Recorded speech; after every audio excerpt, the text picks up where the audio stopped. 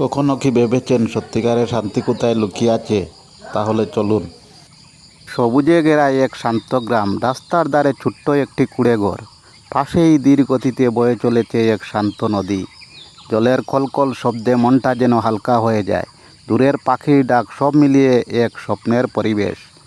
এখানেই লুকিয়ে আছে আসল শান্তি, প্রকৃতির কোলে নীরব আর নির্মল।